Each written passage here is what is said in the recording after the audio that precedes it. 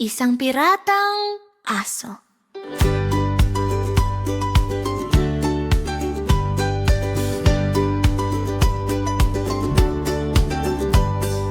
Isang piratang aso sa dagat na malawak, nakakita ng submarine sa kailaliman. Ginto sa loob ay kumikinang at umaalon, habang bula ay lumulutang sa paligid.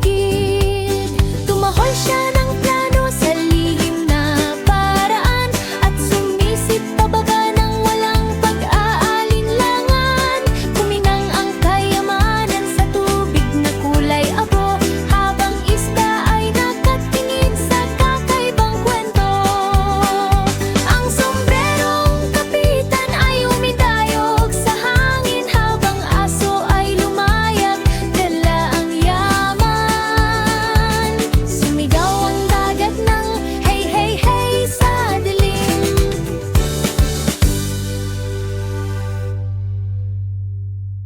Si Lolo ay pumasok sa araw na masaya. May funky music na sumasabay sa saya. Dumating ang gorilya na handang sumayaw sa gubat na puno ng ilaw at sigaw.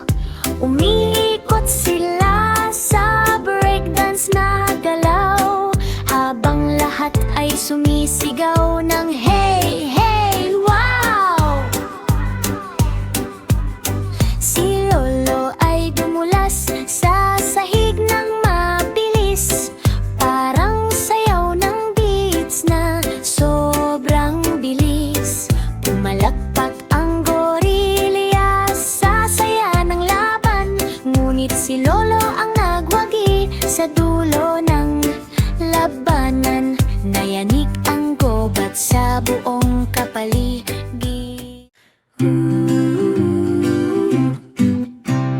Isang matabang tuta sa kubirta, may bilugang mata na puno ng sigla. Makukulay na alon sa malawak na dagat, habang barko ay lumulutang sa ulap. Umikot ang barko sa alon na malakas, habang si Agul's ay sumasabay sa galak. Maliit na paa ang suot na sombrero, ang buong crew ay masayang totoo.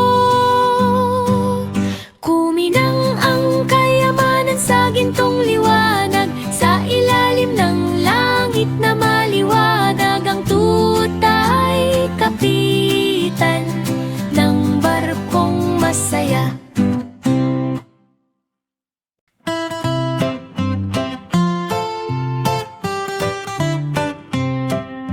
Ang hamster ay pumasok sa kahon na karton, may mga gear at gulong na umiikot. Pinapaikot niya ang mga bahagi na parang orasan, habang naglakbay sa panahon ng mabilis. Lumagpas siya sa hinaharap at nakaraan, habang mundo ay umiikot sa kakaibang daan. Suot niya ay maliit na suit at medyas, habang oras ay nabaluktot sa paligid. Ligtas siyang bumalik sa tabi ng pantalan, at inayos muli ang mga sirang bahagi. Isang time machine mula sa kahon ng sapatos.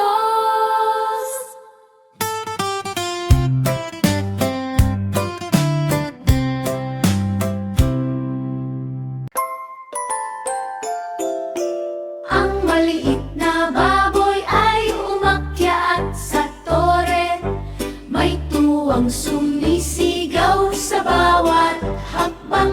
Tumalon siya ng mataas na parang bulaklak, at bumagsak sa putik na masaya at malambot. Sumigaw ang tao sa masayang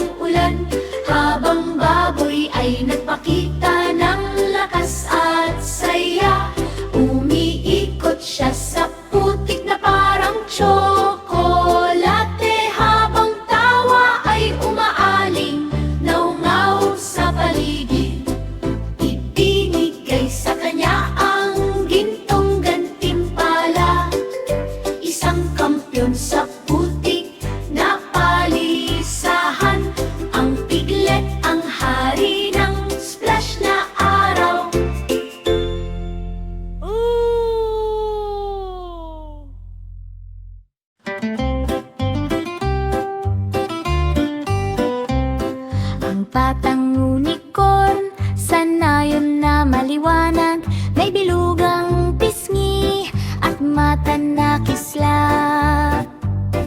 Gumawa siya ng maliit na tindahan ng gatas, kung saan bahagari at bulaklak ay magkasama. Nabuhusan niya ng gatas ang kalsadang bato, naging parang banayad na ulan ng gatas. Ito ang makukulay na bahay ay masayang nakamasi, habang bote ay kumikiling sa tunog ng paligid. Ang sungay ay kumikislap na rosas at asul, habang ulap ay dahan-dahang dumaraan sa dulo. Ang tindahan ng gatas ay parang panaginip na totoo.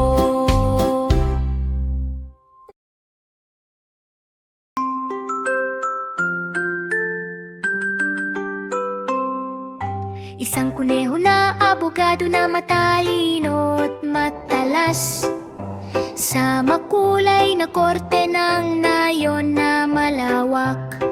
May bilugang pisngi at seryosong mukha, habang hustisya ay gumagalaw sa tamang landas. Ang soro ay nakatayo na may baba ang ulo, habang kaso ng karot ay lumalalim sa mundo. Ang mga bahay ay sumisilip ng may interes, habang batas ay umalingaw-ngaw sa paligid. Ang kanyang mata ay nakatutok sa liwanag, at ang hatol ay naging patas at wagas. Ang nayon ay ngumiti sa batas na tama.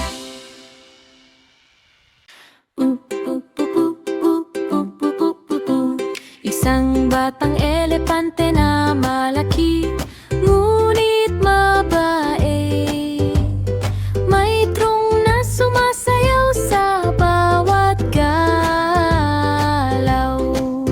Tumulong siya kay Lola sa loob ng bahay, sa makukulay na nayon na puno ng buhay. Nag-ingay ang pinggan sa bola ng sabon, habang tubig ay kumikinang na parang alon. Ang mga bahay ay kumikislap sa ginto, habang sabay silang nagtatawanan sa loob.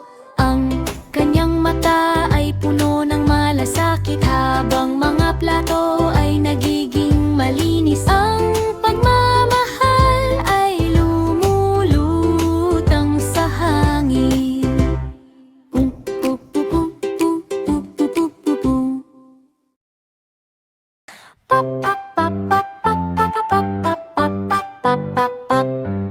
Isang asno ang naglakad sa crime scene na lugar, may hawak na magnifying glass sa kanyang kamay. Mga bakas ng paa sa alikabok at kulay abo, sa makukulay na bukirin na malayo sa mundo. Ang kanyang mata ay nakatutok at seryoso, habang mga clue ay nakakalat sa dayami at damo. Isang karot ang kumikinang sa sulok ng lupa, nakatago ng palihim sa putik at dumi. Natapos ang kaso ng walang pag-ag-alinlangan, sa parehong araw ay nalutas ang misteryo.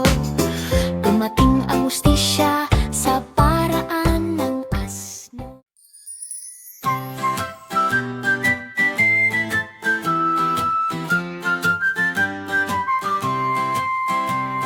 Isang matabang ko alang pumasok sa ring, may kumpiyansang galaw at malakas na swing. Sumigaw ang tao nang tumunog ang kampana, sa makukulay na ilaw ng buong arena. Dalawang malalaking kalaban ang naglaban, habang lupa ay umuga na parang alon.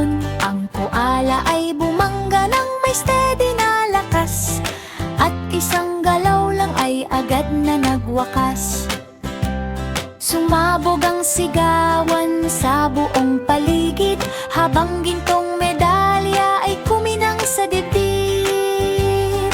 Ang tagumpay ay parang panaginip na tunay.